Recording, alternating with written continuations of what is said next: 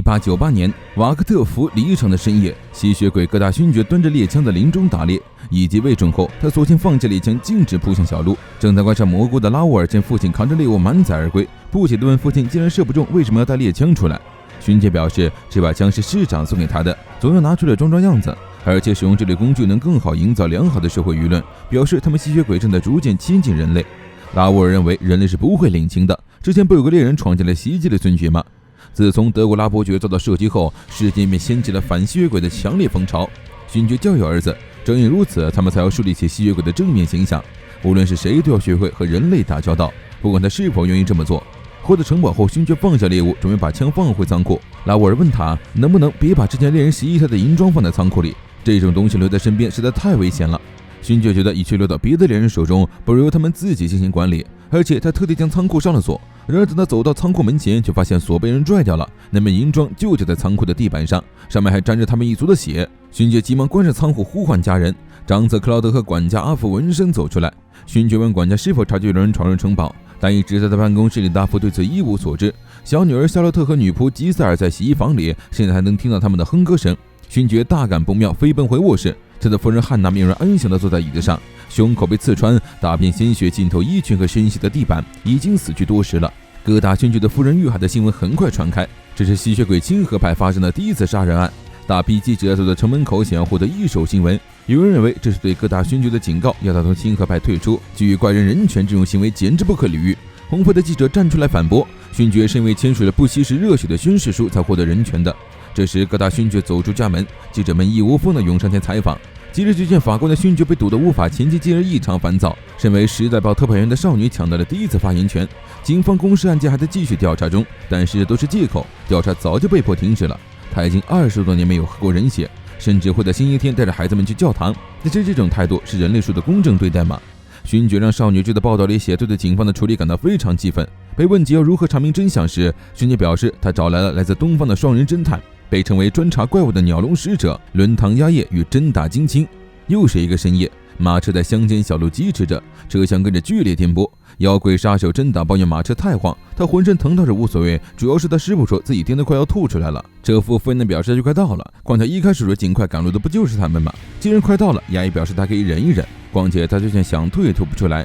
鸟笼使者这对侦探组合在妖怪界非常出名，他们在挪威给人鱼洗清了杀人的嫌疑，在比利时解决了人造人案件，所以戈达勋爵才会请他们过来调查。警察对案件根本不上心，他们围巾也只有这一个办法。马车停在勋爵的宅邸前，然而到了目的地后，真打却以马车太颠簸为由不想付钱。车夫不乐意的话，大可以退货，把他们再送回去。牙医让真打别再欺负车夫了，他最近过得很不好，因为续爵被妻子斥责，大概1周都没有喝酒了。当然，这些都是牙医通过车夫的衣着推理出来的。真打有的和车夫讨价还价，从3法郎降到2法郎就算了，还说自己没钱，让他去和戈达勋爵要。车夫眼泪汪汪地跑过来告状，勋爵让管家垫付了车费，并安排他去休息。第一次见的是2人组侦探，勋爵一家有些摸不着头脑。轻浮的2流一人打扮，不知从何处传来声音的女性侦探，以及提着箱子的沉默女仆。女仆不是侦探，那侦探又在什么地方？几乎每个遇到他们的人都会有这样的疑问。管家带着女仆去安置行李，真打掀开随身带的鸟笼遮布，一颗少女的头颅出现在他们面前。亚也很恶趣味，观察看到他的人的反应，每一次都让他相当愉悦。说回正题，亚让勋爵仔细说明一下发现尸体的经过。这座城堡里生活着戈达勋爵夫妇，长子克劳德、次子拉沃尔、小女儿夏洛特，以及2位人类佣人女仆吉塞尔和管家阿福。夫人汉娜在和他结婚前曾是人类，非常喜欢修理旧家具，因此房间里整日回荡着铁锤和木锤的敲击声。勋爵带2人来到汉娜的房间，桌子上散落着修理工具，房间的墙壁上挂着2把开刃的针剑作为装饰品。他们吸血鬼一族就算受伤也只需要几秒就能复原，所以并不惧怕普通的铁剑，但是尸体很容易腐败，所以汉娜死后很快下葬了。不过他将当时的情况拍了下来。吸血鬼勋爵夫人被杀，胸部的伤口直径有10公分，毫无疑问是被桩子刺穿的。左侧出血量比右侧少，面容平静，没有挣扎的迹象，当时应该是在睡觉，没有惨叫，是当场死亡，意味着犯人是一击将桩子刺入心脏。椅子下方的出血量很大，说明这里就是案发的第一现场。椅子背后没有损伤，说明凶器并没有刺穿夫人的身体。吸血鬼族的感知非常敏锐，如果要趁熟睡偷袭，那犯人必须是能消除自己气息的高明猎人。尸体的手脚没有外伤，死后经过一段时间，吸血鬼的细胞会丧失能力，即使泼洒圣水也不会被灼伤，也就是意味着犯人在作案后立刻洒上了圣水。凶手染血的外套和装兽绳的瓶子都留在现场。衙役让甄达捡起瓶子给他看，很普通的瓶子，玻璃表面染上灰尘，有些脏。但甄达试着擦拭了一下瓶子，却并没有把灰尘擦掉。瓶口沾有少量的血迹，犯人在杀害夫人后应该触摸过瓶子。放置在仓库里的银装是从猎人手里没收的。衙役问勋爵，装子是装在类似盒子的容器中吗？勋爵表示，猎人是直接拿在手上的。吸血鬼触碰银器、圣水都会被灼伤，就算用布将银器包裹起来，他们也不会产生主动触碰的念头，毕竟只要靠近就会有灼烧感。吸血鬼的再生能力对这样的烫伤无效，就算是轻微的伤口，也需要花1周的时间才能恢复。他是拜托管家将银装拿来的，用仓库钥匙的人只有他和管家。现场勘查完毕，这起案件一看，犯人的确是从外界闯入到城堡中的，但是这样一来就会产生7处疑问。衙役让甄达举起手指。